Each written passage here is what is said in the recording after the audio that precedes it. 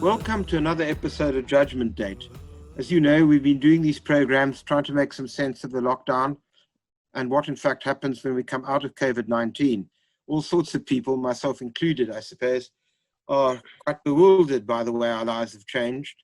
And in a way, these programs have tried as best they can to help people have conversations about critical issues with regard to COVID in as non-confrontational and informative way as we possibly could. As I show delight to welcome Professor Vishnu Padayachee, Professor of Economics at the University of Witwatersrand, and I should add, as I was discussing with earlier, has written a really very, very interesting book with Robert Van Niekerk, which examines ANC economic policy over the entire period since and before democracy, and is well worth reading if anybody is interested in the particular topic. Vishnu, so let me, after the commercial break, let me ask you, you are one of the people who signed on to the letter of the 100-odd economists. And I suppose what I'd really be interested in is, what was it about, or what is it that has so disturbed you about present economic policy that motivated the letter and, in a sense, the entry into the debate? Thanks, Dennis. Thanks for the plug on the book and so on. That's always greatly appreciated.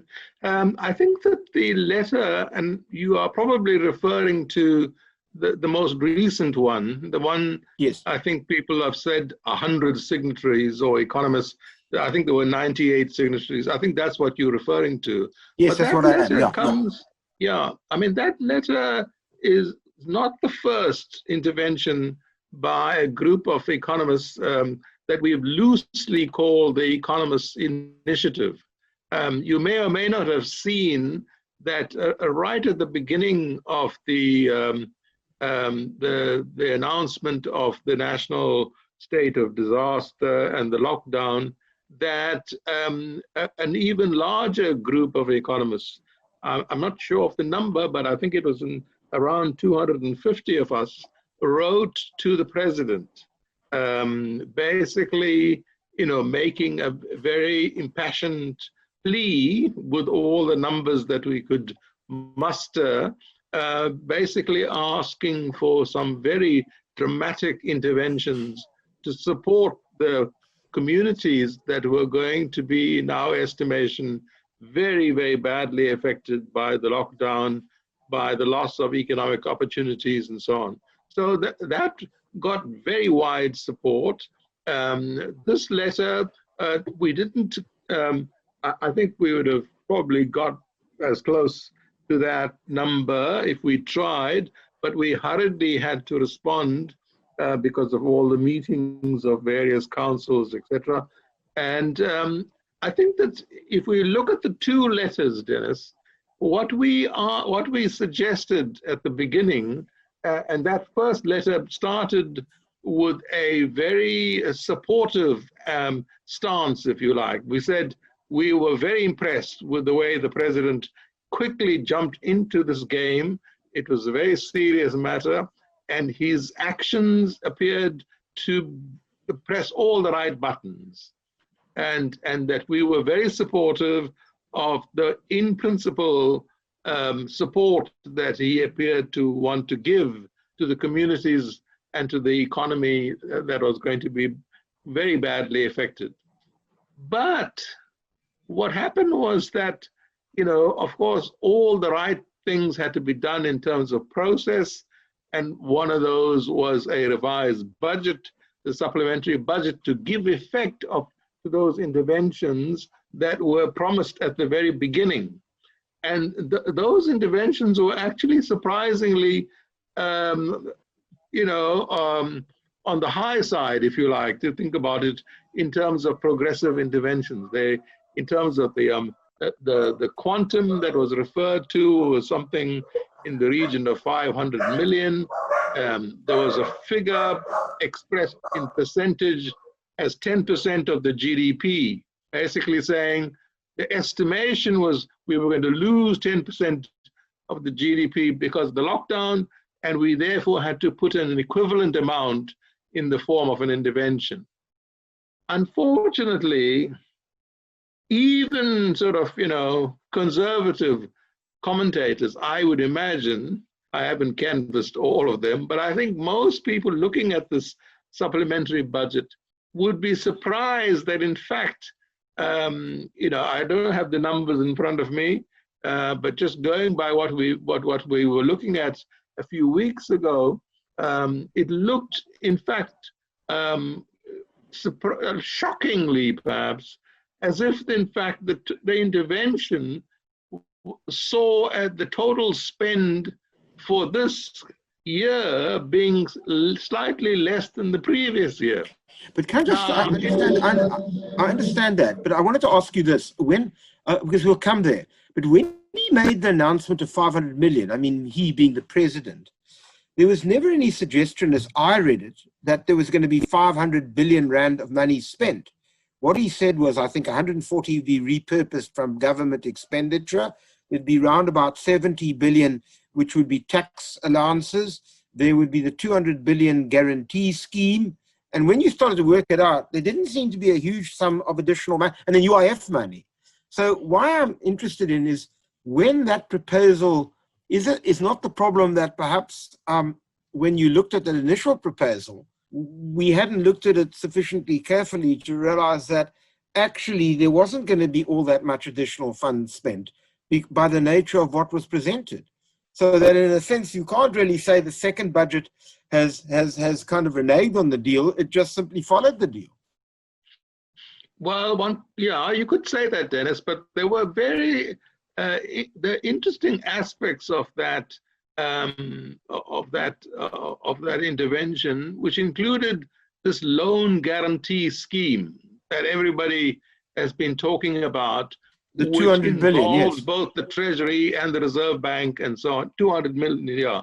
And there's some questions about to what extent, if that was supposed to be an intervention in support of small business, how much of that has actually, because it is working through the banks, remember, and how much of that have the banks actually released?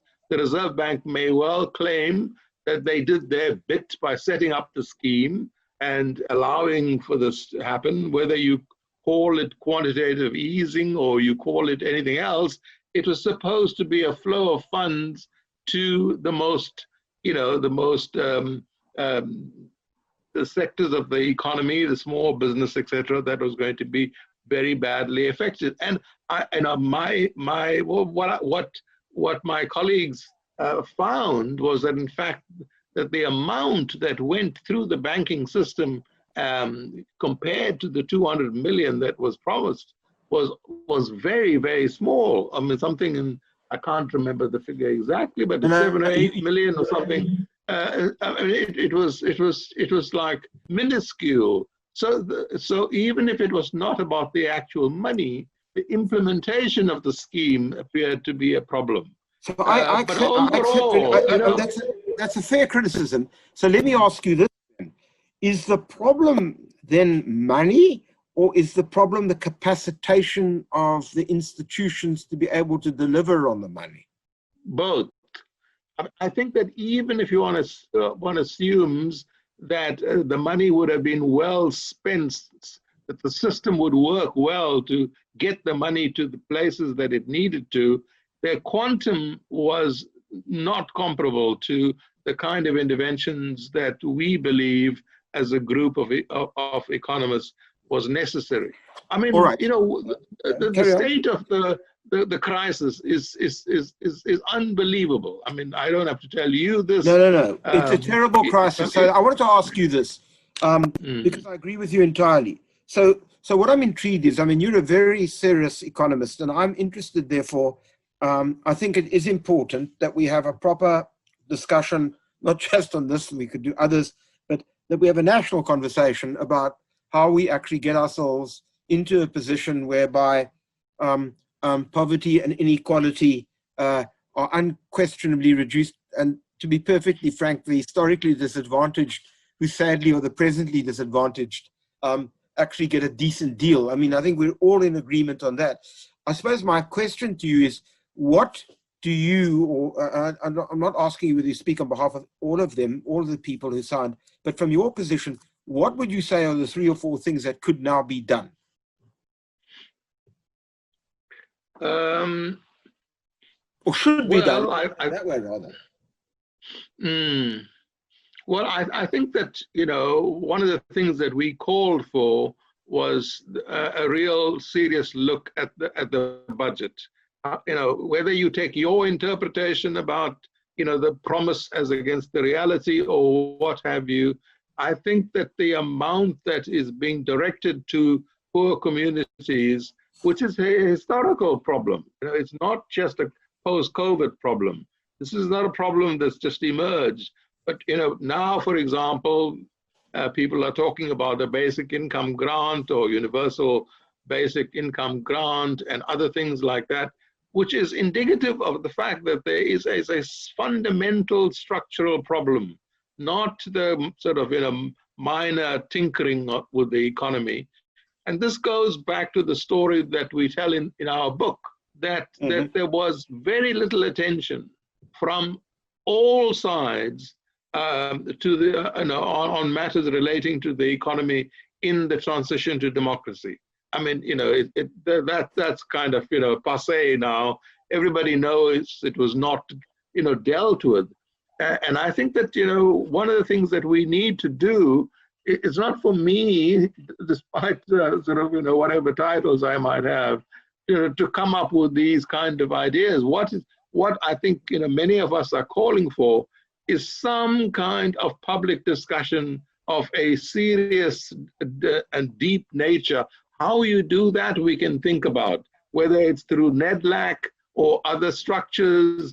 We need an equivalent. I mean, I can't, not sure that I'll find it, but there's a wonderful quote from Hyman Minsky, who in fact has argued that we can't actually make economic policy in smoke-filled rooms, if you like, by people, getting together and making some kind of plan. We have to deeply democratize the debate about the economy, and we have to think about proper structures of dealing with that. As we show in our book, the economic policy framework that we ended up with in '94, we didn't. This is before GEAR even, was just a kind of something by default almost. It wasn't deliberated. It wasn't really thoroughly discussed.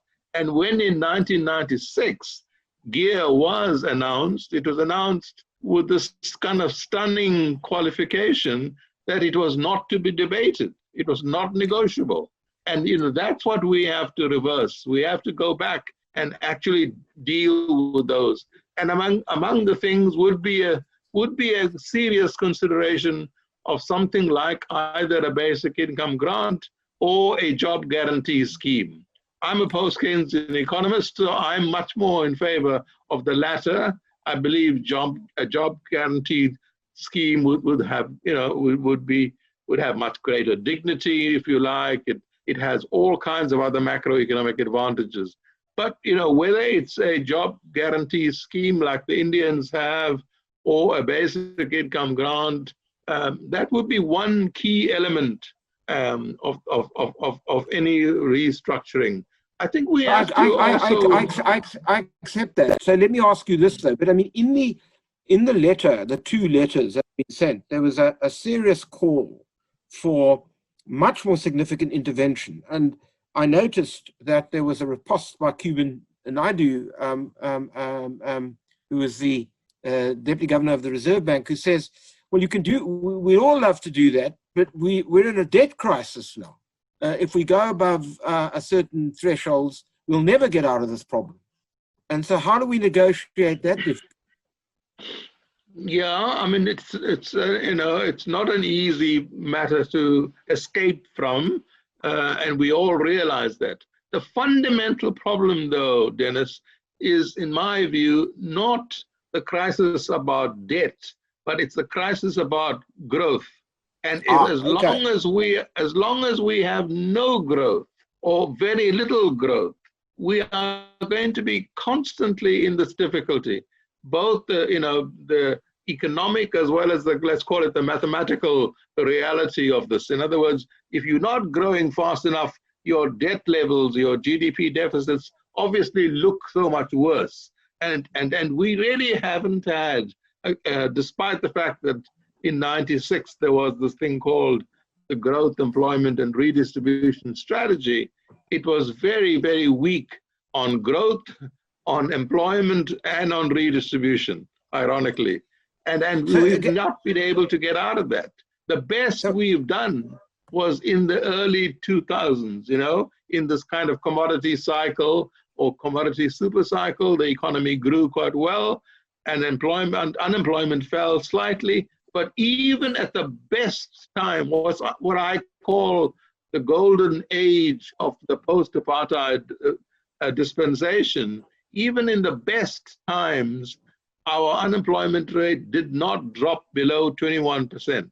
I mean, that's look, hardly, you know, a recommendation. We've got to deal with that. And I think it does go back to things like, you know, the Reserve Bank mandate, things like whether inflation targeting of that particular kind, you know, is appropriate. You can see now the Reserve Bank has actually responded quite remarkably, but it's too slow. You know, 2 years ago, I argued that the interest rate should be where it is now. And that was before the crisis, obviously after the global financial crisis, but before the COVID one. You know, our interest rate structure is too high. so let me ask you this. I mean, obviously the growth path is absolutely crucial to all of this. And in order to do that, one has to invest in infrastructure and a whole range of things. And there's a lot of talk about where we get the money from, and a lot of talk about using money from the PRC savings, etc. What is your view on that? Well, I think that you know, I think that when you're in a crisis, you've got to think in the most broad and open-minded way that you could possibly can. I mean, I wouldn't rule, you know, out prescribed assets or anything like that. You know, in the Great Depression, it was the political will of Roosevelt and the economic genius of Keynes that pulled, you know, the world, not just the Americans and the British, out of the crisis. And they did the most unconventional things in terms of monetary policy. Yeah, carry on. Sorry, I interrupted you. I'm sorry. So no, I'm just making a broad point that, you know, when you're in a crisis, there should be no limitations about, you know, how and where you look for solutions. And but if you take pension money, if you take savings money, you'd surely want that to go into areas of capital expenditure, of infrastructure, and you'd also want to not compromise pensioners' money. So you can't just use it as if money grows on trees. You'd have to give either the return, or alternatively, you make damn sure that they are going to get a return over time, that the money is used constructively. No, that's absolutely right. I mean, but as you know, I mean, there are many countries in the world which do use pension funds for these kinds of investments. It's got to be managed properly.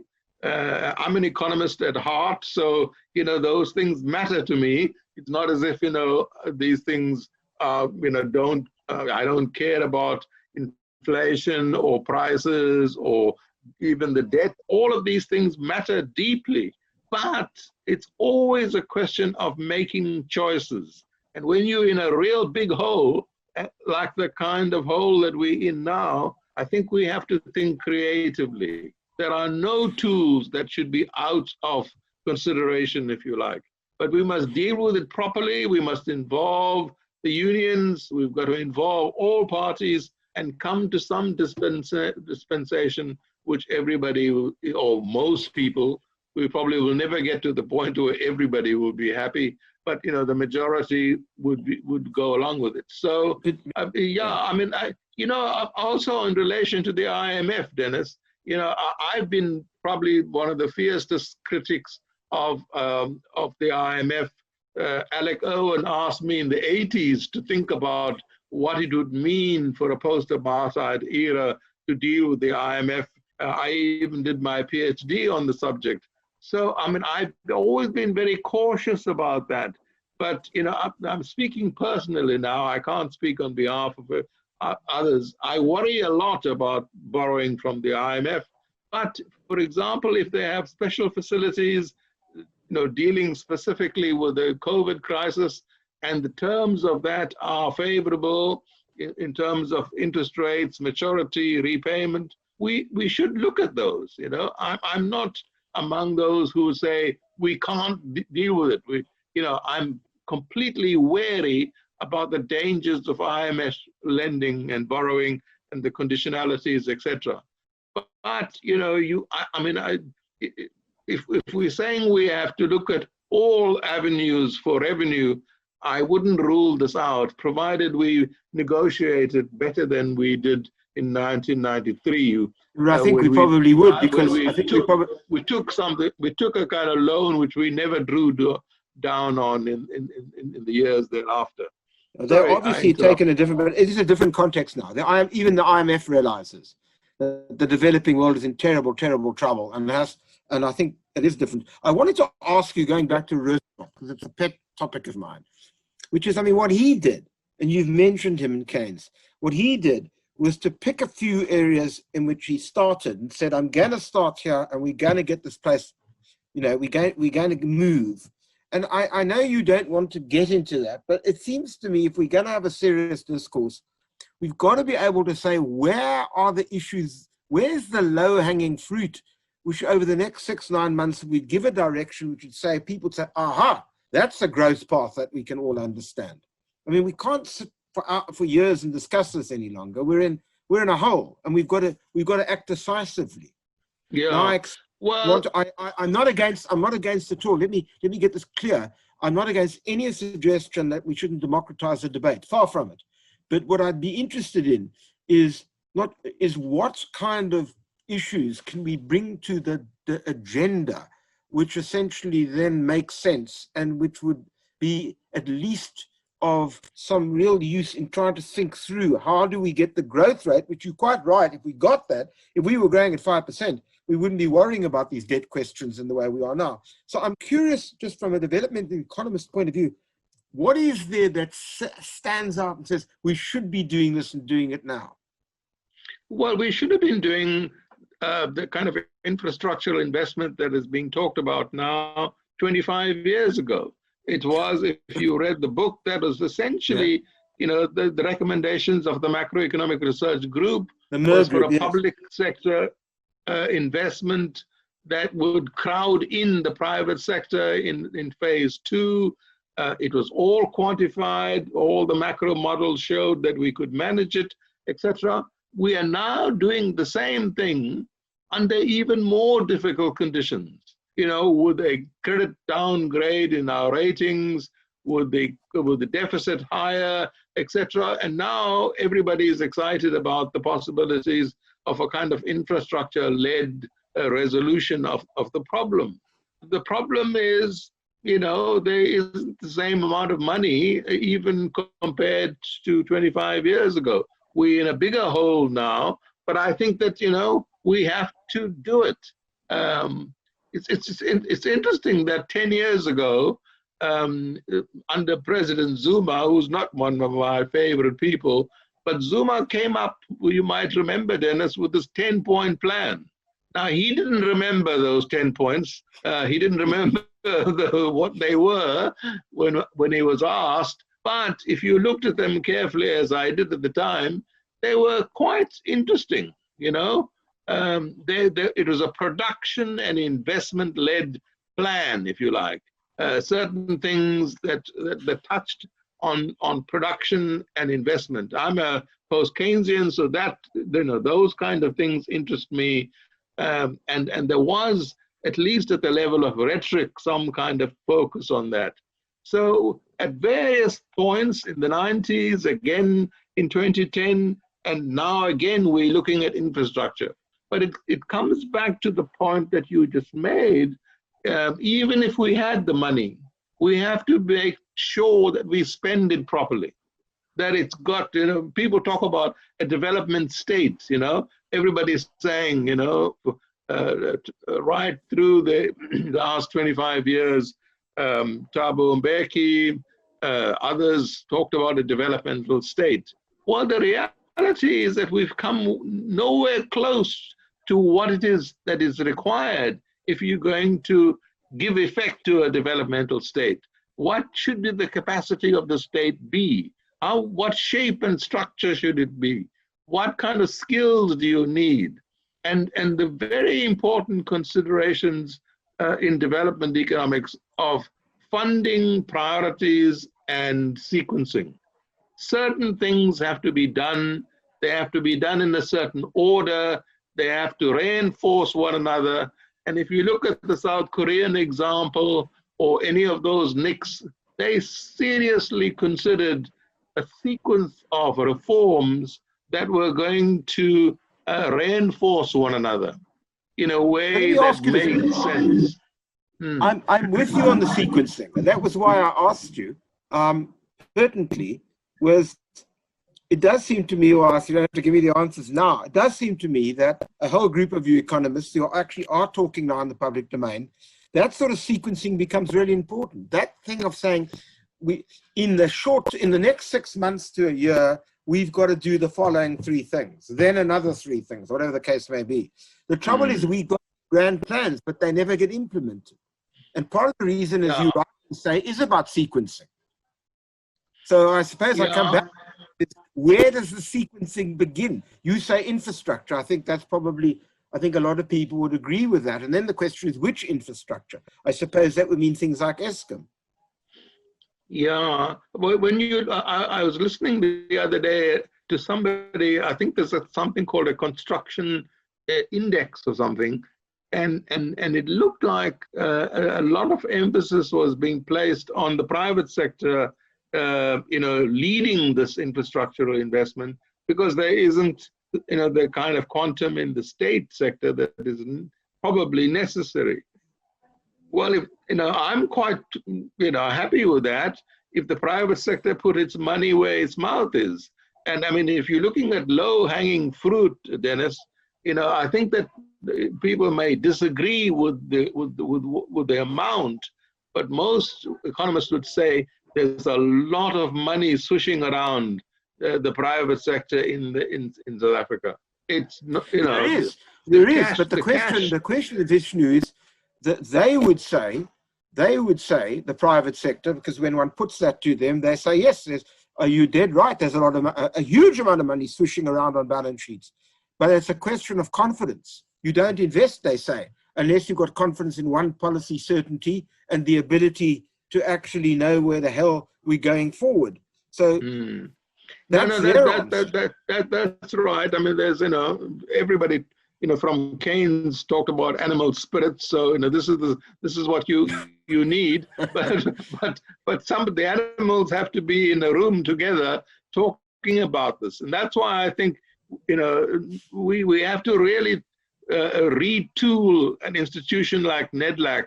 And if the parties at NEDLAC can get together in some kind of, the president talks about social compacting. It slipped into the agenda, the discourse, all very well. But, when these people meet, when labor capital and the state and let's call it civil society, the community meet, what can they agree upon? What are those low-hanging fruit that you're talking about? And that can only come from open deliberations about, we can do A, B, and C. Here's the money, we committed to it, etc. The private sector must commit to, the state must use whatever resources. And I think that that's where, people like me have been going on and on about this, because it is important. It is important that that kind of level of democratic deliberation occurs. We didn't do it in the 90s. We didn't really do it. And we now in a situation where we've stumbled through the last 25 years as far as economic policy is concerned without a very clear plan. That plan which involves money, sequencing, prioritization, and a capacitated state to give effect to it. So, it's never let me too ask you late. this. I mean, people listening to a program like this and our discussion, perhaps the thing that they look for most, and maybe that comes back to the question of investment, is hope. The fact that, that we get out of this that there's some hope at the end of this. Do you have hope that we can actually construct an economic policy that actually can get us to the particular, at least to start solving these problems? As you rightly say, we've been faffing around for a very long time. Do you see the possibility now, post-COVID-19, as we move out of it, that in fact we are going to be able to do that? Well, I don't know what I'd do if I didn't have hope. I mean, I kind of hope against hope, if you like. But I know I do think that we need to sit down and think about what we can achieve. All the parties have to come to the table. That includes the Treasury and the Reserve Bank. And I can tell you the one thing that would help the whole process is if we actually ensured that people with a variety and diversity of views are around that table. What we're stuck with now and have been for 20 years or so or more is a kind of group think, if you like. There's only one way that we can deal with the economy, and here's the way. Are you calling for an economic Odessa in a way? I'm not going to use those words. There's too charged. A lot of people use those words. I know. I know. Okay, but I mean, I haven't got another term, but I mean, that's what I mean. Some kind of that gets together, taking different viewpoints, actually sits down and constructs, if you wish, an economic constitution for the country. And I think that we must deliberately ensure that there's a diversity of opinion around that table. I don't know how we construct it is important. We can't just end up, with the parties, if you like, or even with the constituencies like NEDLAC. We've got to break through that and think about, for example, I'm not punting our economist group, but there's a lot of very interesting ideas coming from people who are regarded as being, or regarded sometimes as being on the fringe, if you like. And there's no greater value, I think, than having, heterodox ideas. Put all the ideas on the table. Don't be sort of stuck with a 1980s model, if you like, that can't do the job that we need in the current crisis. But would you accept that we are in a crisis of a kind which is utterly unprecedented? That looking at a minus 7% growth rate, for example, that's extraordinary. We wouldn't have dreamt that. I don't know whether it's completely unprecedented. We went through, this terrible period from the First World War to the end of the Second World War. Two world wars, a Great Depression, and the Spanish flu, all in between. So 1914 to 1945 was a horrendous time as well. And they did get out of it. And what was the outcome? The outcome, at least for many countries in the world, in the post-war period, was the golden age of capitalism. This was a period in which there were trade-offs were made in many countries of the world, and it's not just in Europe and so on. Even working classes benefited by better health insurance, by better housing, by public transport. No, that was important. A model. Sorry? I agree. Can I ask you one final question? When I talk to people, for example, about where we are now, they say, well, any money that we've got in the short term is going to have to go to health because that's the crucial issue. Would you agree? Yes. I mean, I think that, we have to deal with the real existential crisis that faces us. And, it may not have been so necessary as it is now, but you'd have to be able to, my colleague Robert van Niekerk is a specialist in the health sort of area, and we really have to argue, and people like him have been arguing, for much more creative thinking about this. But, when we were debating these issues in the 90s, it didn't fly at the time, but it was the combination of health education and housing in the main that was going to drive the whole growth rate, to get it to the point where the private sector would say, there's something going on here, we have to join this party. And that was the assumption of the Merg project. It was to say we were not confident that the private sector, in the circumstances of the time, perhaps understandable, that the private sector would actually lead. Therefore, the state, the public sector, had to lead that process, but the intention was very clear. That was meant to get us to the point where a partnership with the private sector was going to be necessary. Unfortunately, many of these companies left and went off to London, as you know, and that was that. Yeah. Well, Vishnu, I'm sorry I've run out of time, but I just want to thank you very much, and we should continue this conversation, because you're right, it should be a national conversation, democratic conversation, in which we actually can all talk together about pulling together to ensure that South Africa actually transcends the awfulness of COVID-19. Thank you very much for your time. Thank you, Dennis.